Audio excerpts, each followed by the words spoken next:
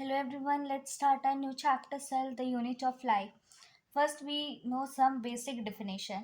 हम लोग पहले से पढ़ते आ रहे हैं बचपन क्लास से कि सेल क्या होता है। सेल हमारा स्ट्रक्चर और फंक्शनल यूनिट ऑफ लाइफ होता है, लेकिन एग्जैक्ट डिफिनेशन क्या होता है वो हम लोग जानेंगे अब। कि cell basic unit of structure and function होता है, साथ ही साथ ये कैपेबल होता है इंडिपेंडेंट एग्जिस्टेंस के। तो हमारा पूरा डेफिनेशन कंप्लीट डेफिनेशन सेल का हुआ। Cell is the basic unit of structure and function and is capable of independent existence. Then हम लोग जानेंगे कि कहीं भी हमें वर्ड साइटो या साइटॉन दिखेगा तो हम उसका मतलब सेल समझेंगे। The word cyto and cyton means cell. Then हम लोग जानेंगे कि हम लोग आज पढ़ रहे सेल सेल हमारा बायोलॉजी के अंदर आता है चैप्टर। तो हम लोग जानेंगे बायोलॉजी होता क्या है। तो ऐसा ब्रांच ऑफ साइंस जिसमें हम लोग लिविंग ऑर्गेनिज्म के बारे में पढ़ते हैं उसको बायोलॉजी कहते हैं। फिर हम लोग जानेंगे कि बॉटनी और जूलॉजी का डिफरेंस क्या है। जिस ब्रांच ऑफ बायोलॉजी में हम लोग प्लांट्स का स्टडी करते हैं उसको बॉटनी कहते हैं, और जिस ब्रांच ऑफ बायोलॉजी के अंदर हम लोग एनिमल को पढ़ते हैं उसको जूलॉजी कहते हैं। The branch of biology in which the study of plant is called botany. The branch of biology in which the study of animals is called zoology. अब हम लोग जानेंगे कि साइटोलॉजी क्या होता है। ऐसा ब्रांच ऑफ बायोलॉजी जिसमें हम लोग सेल का स्ट्रक्चर और फंक्शन पढ़ेंगे उसको हम लोग साइटोलॉजी कहेंगे। The branch of biology in which the study of structure and function of cell is called cytology.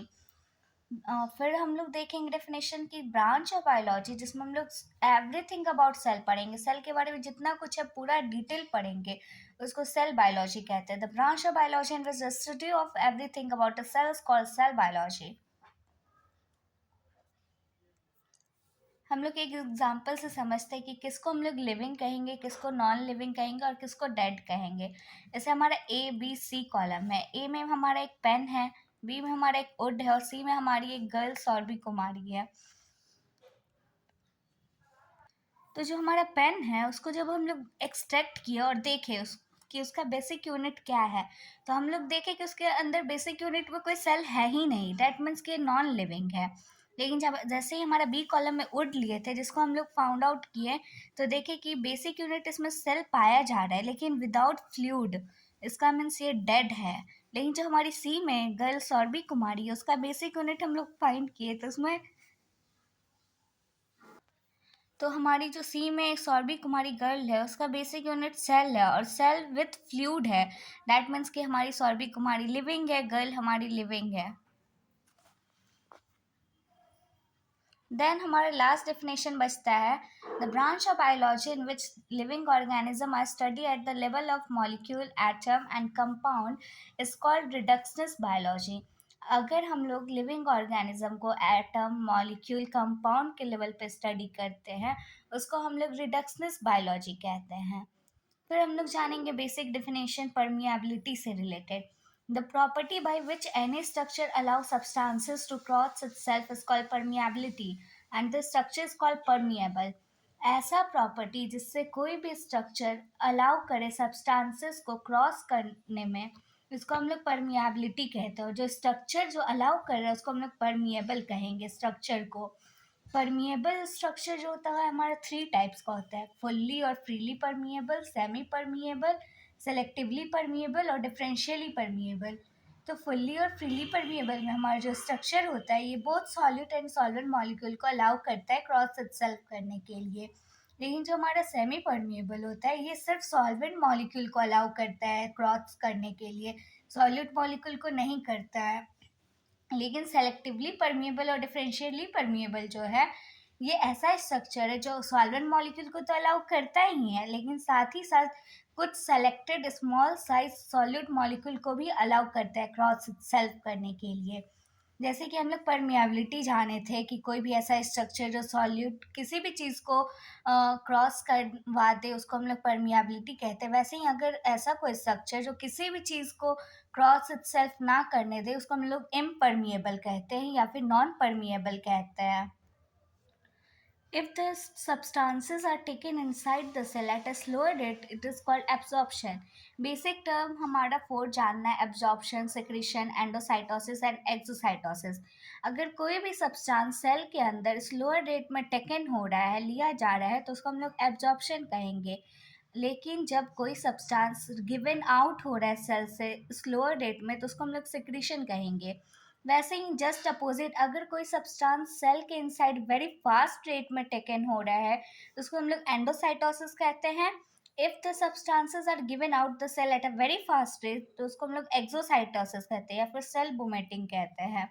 Endocytosis further हमारा 2 टाइप्स में क्लासीफाई होता है: फैगोसाइटोसिस एंड पिनोसाइटोसिस.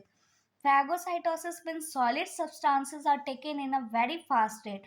अगर कोई भी solid substance सेल के अंदर very fast rate में taken हो रहा है, उसको हम लोग phagocytosis कहते हैं. और pinocytosis means कोई भी liquid substance सेल के अंदर very fast rate पे taken हो रहा है. Now we came to know discovery of cell. हमारा जो फर्स्ट सेल था वो discovered by Robert Hooke. Robert Hooke ने हमारा फर्स्ट सेल डिस्कवर किया था in year 1665. Robert Hooke publishes detail about the cell in his book Micrographia. Robert Hooke ने जितना भी सेल के बारे में डिटेल्स दिया था, उन्होंने अपने बुक माइक्रोग्राफिया में पब्लिश किया था. उन्होंने जो सेल देखा था वो सेल डेड सेल था, और सेल जो था वो कॉर्ड का था. फर्स्ट लिविंग सेल हमारे डिस्कवर किए थे Anton von Leeuwenhoek in 1674. Leeuwenhoek publishes detail about the cell in his book The Secrets of Nature. Now we came to know cell theory. 1838 में मैथियास सिलेडन, जो कि जर्मन बॉटनिस्ट थे, उन्होंने कहा था कि सेल जो है वो बेसिक यूनिट ऑफ स्ट्रक्चर और फंक्शन प्लांट में है. जबकि 1839 में अनदर साइंटिस्ट आए जो कि थियोड्रे स्वान थे, ब्रिटिश जूलॉजिस्ट थे. उन्होंने कहा कि सेल जो है basic unit of structure and function animal में है. स्वान ने एक और एडिशनल स्टेटमेंट दिया था कि प्लांट सेल कंटेन करता है सेल वॉल, जबकि एनिमल सेल नहीं कंटेन करता है सेल वॉल. फिर 1855 में हमारे रुडोल्फ वर्चो आए थे. इन्होंने एक टर्म दिया था ओमनीसेल्ला ई सेल्ला, जिसका मतलब है all cell arise from pre existing cell by cell division, and all living organism are composed of cell and product of cell.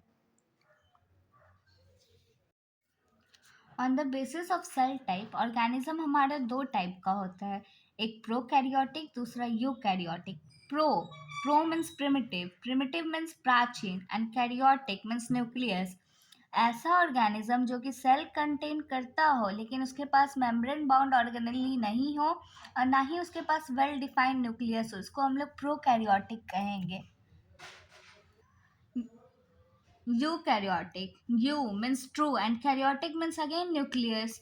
ऐसा ऑर्गेनिज्म जो सेल कंटेन करता हो with proper well defined nucleus as well as membrane bound organelle, इसको हम लोग eukaryotic कहते हैं. उसके बाद नंबर के बेसिस पे सेल ऑर्गेनिज्म जो होता है वो 2 टाइप का होता है, एक यूनिसेलर, दूसरा मल्टी सेलर. यूनी मतलब ही होता है सिंगल, जो कि सिंगल सेल का बना हो उसको हम लोग यूनिसेलर कहेंगे. और वन सेल. मल्टी का मतलब ही होता है मैनी, और cellular means cell made up of more than one cell, इसको हम लोग मल्टी सेलर कहेंगे. उसके बाद जो शेप और साइज होगा डिफरेंट सेल का डिफरेंट होगा, अलग अलग सेल का शेप और साइज अलग अलग होगा. ये शेप और साइज हमारा सेल का उसके फंक्शन पे डिपेंड करेगा. The shape and size of cell may depend on the function of cell.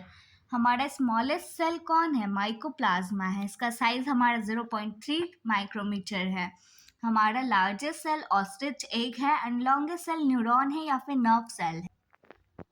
PPLO के बारे में हम लोग जानेंगे. पीपीएलओ जो होता है उसका फुल फॉर्म होता है प्ल्यूडोनिमोनिया लाइक ऑर्गेनिज्म. ये अपना शेप कंटिन्यूसली चेंज करते रहते हैं, इसलिए हम लोग इसको पर्टिकुलर कैटेगरी में इंक्लूड नहीं करते हैं. अब हम लोग पूरा डिटेल्स में पढ़ने जा रहे हैं. इसमें हमारा इस चैप्टर में बेसिकली 2 टाइप का सेल पढ़ना है डिटेल्स में, प्रोकैरियोटिक एंड यूकैरियोटिक. तो हम लोग स्टार्ट करते हैं अपना prokaryotic cell. The fundamental structure of prokaryote are similar but they differ in behavior. हमारा जो स्ट्रक्चर होता है प्रोकैरियोट का, basic structure, fundamental means basic, basic structure जो हमारा प्रोकैरियोट का होता है वो सिमिलर होता है. बस ये हमारा बिहेवियर में डिफर करता है। Prokaryotic cell include all type of bacteria. Basically हमारा प्रोकैरियोटिक इंक्लूड करता है बैक्टीरिया, हर टाइप का bacteria, like mycoplasma, PPLO, archaebacteria, blue green algae और साइनोबैक्टीरिया। अब हम लोग बैक्टीरिया को क्लासिफाई करेंगे सेप और 3 टाइप में। पहला सेप, दूसरा on the basis of staining, तीसरा on the basis of flagellar arrangement.